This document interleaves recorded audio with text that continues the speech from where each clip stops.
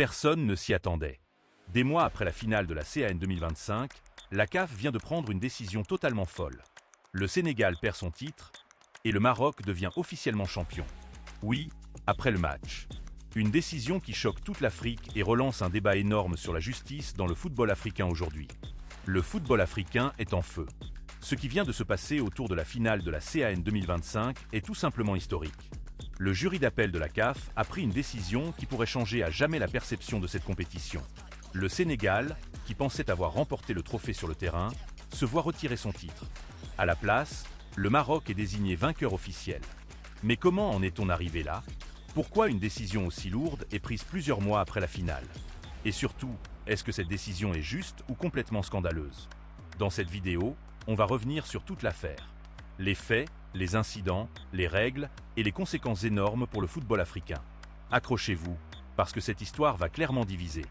Tout commence lors de cette fameuse finale de la CAN 2025 entre le Sénégal et le Maroc. Un match sous haute tension, attendu par tout un continent. Deux grandes nations du football africain, deux styles, deux ambitions. Sur le terrain, l'intensité est maximale. Chaque duel est disputé, chaque décision arbitrale est contestée.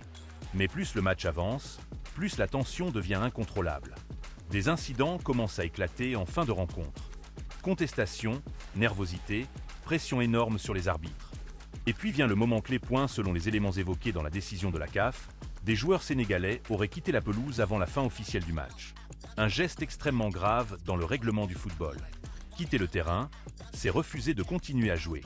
Et dans les textes, cela peut être considéré comme un abandon point à ce moment-là, personne n'imagine encore les conséquences. Le match se termine dans un climat tendu, mais pour beaucoup, le résultat semble acquis sur le terrain. Les célébrations commencent, le Sénégal pense avoir gagné point mais en coulisses, tout est déjà en train de basculer. Les officiels notent les incidents. Des rapports sont rédigés. Et surtout, des procédures disciplinaires sont enclenchées.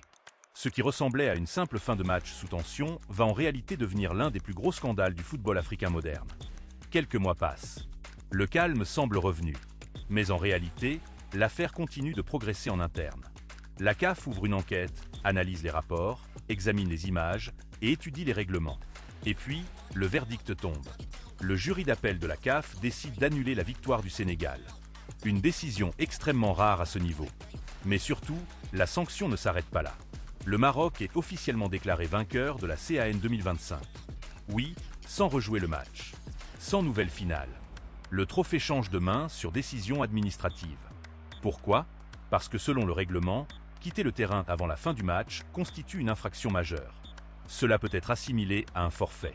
Et un forfait entraîne automatiquement une défaite. La CAF estime donc que le Sénégal a enfreint les règles de manière suffisamment grave pour perdre le match, et donc le titre. Mais cette décision soulève immédiatement une vague de réactions. Pour certains, c'est une application stricte du règlement. Pour d'autres, c'est une injustice totale. Peut-on vraiment enlever un trophée gagné sur le terrain? La CAF a-t-elle été trop sévère? Ou au contraire, fallait-il envoyer un message fort? Une chose est sûre, cette décision ne laisse personne indifférent. Depuis l'annonce, le football africain est complètement divisé. D'un côté, ceux qui soutiennent la décision de la CAF. Pour eux, les règles sont claires. Peu importe le contexte, quitter le terrain est une faute grave. Le football doit respecter ses lois. Mais de l'autre côté, la colère est immense. Beaucoup estiment que la sanction est disproportionnée. Le Sénégal a gagné sur le terrain, face à son adversaire. Le football, pour eux, doit se jouer sur la pelouse, pas dans des bureaux. Les réseaux sociaux s'enflamment. Les supporters sénégalais parlent d'injustice, de scandale, voire de décisions politiques. Certains vont même jusqu'à remettre en question la crédibilité de la CAF. Du côté marocain, la situation est différente. Le titre est accueilli, mais aussi entouré de débats. Gagner une CAN de cette manière, sans célébration sur le terrain, laisse forcément un goût particulier. Les médias africains et internationaux relaient massivement l'affaire. Les débats explosent sur les plateaux télé. Chaque consultant y va de son avis. Ce qui devait être une fête du football africain est devenu une affaire polémique majeure. Et surtout, un précédent dangereux. Car désormais, une question se pose. Est-ce que d'autres matchs pourraient être rejugés après coup? Au-delà de la polémique, cette décision pourrait avoir des conséquences très lourdes pour l'avenir du football africain. D'abord, sur le plan sportif. Le Sénégal perd un titre historique. Cela impacte son palmarès, son image et potentiellement la confiance du groupe. Pour le Maroc, c'est un titre qui entre dans l'histoire, mais dans des conditions particulières. Cela pourrait alimenter des débats pendant des années. Ensuite, il y a la question de la crédibilité des institutions. La CAF envoie un message fort. Les règles seront appliquées, quoi qu'il arrive. Mais à quel prix? Certains craignent que ce type de décision fragilise la confiance dans les compétitions africaines. Si un match peut être annulé des mois après, alors rien n'est jamais totalement acquis. Enfin, il y a l'impact sur les joueurs et les équipes. Cette affaire pourrait pousser les sélections à être beaucoup plus prudentes dans leur comportement. Chaque geste, chaque décision peut désormais avoir des conséquences énormes. Le football africain entre peut-être dans une nouvelle ère. Une ère plus stricte, plus réglementée, mais aussi plus controversée. Maintenant que la décision est tombée, une autre question se pose. Est-ce que cette affaire est vraiment terminée? Parce qu'en réalité, rien n'est encore totalement figé. Le Sénégal pourrait décider de contester cette décision devant des instances supérieures, comme le tribunal arbitral du sport. Et si cela arrive, l'affaire pourrait encore durer plusieurs mois, voire être complètement relancée. Mais même sans recours officiel, les conséquences vont continuer à se faire sentir. Cette décision crée un précédent extrêmement fort. Désormais, toutes les équipes africaines savent qu'un comportement jugé contraire au règlement peut avoir des conséquences bien après le coup de sifflet final. Et ça change tout. Les fédérations vont devenir beaucoup plus strictes avec leurs joueurs. Les staffs vont insister encore plus sur la discipline. Parce que le moindre débordement peut désormais coûter un titre. Du côté de la CAF, cette décision est aussi un test.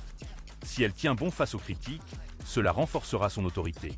Mais si la pression devient trop forte, cela pourrait fragiliser son image. Et puis il y a les supporters.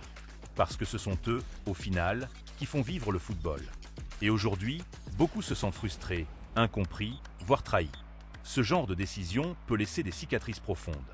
Elle peut créer de la méfiance, des tensions, et même influencer la perception des prochaines compétitions. Alors une chose est sûre, cette histoire ne s'arrête pas à un simple verdict. Elle ouvre un nouveau chapitre dans le football africain. Un chapitre où les décisions ne se jouent plus uniquement sur le terrain, mais aussi dans les bureaux. Et ça change complètement les règles du jeu. Si tu veux suivre toute l'actualité brûlante du football africain, abonne-toi maintenant à Playoff. Lâche un like si cette décision t'a choqué et dis-moi en commentaire, la CAF a-t-elle pris la bonne décision ou c'est un scandale? Ton avis compte vraiment dans ce débat. Ce qui s'est passé avec la finale de la CAN 2025 restera probablement comme l'un des épisodes les plus controversés de l'histoire du football africain. Une décision administrative qui change le résultat d'un match joué sur le terrain, c'est rare et forcément marquant. Entre respect du règlement et sentiment d'injustice, le débat est loin d'être terminé. Une chose est sûre, cette affaire va laisser des traces, autant chez les supporters que dans les instances du football africain. Et peut-être que cette histoire va redéfinir la manière dont les compétitions seront gérées à l'avenir. Merci d'avoir suivi cette analyse. Si vous avez aimé, partagez-la. Parce que le football africain, c'est fait pour être partagé. Et restez connectés, parce que la prochaine vidéo va faire débat. Le Sénégal doit-il changer de sélectionneur après ses défaites? On va tout décrypter. Abonnez-vous, activez la cloche, et à très vite sur Playoff. Le football africain ne s'arrête jamais.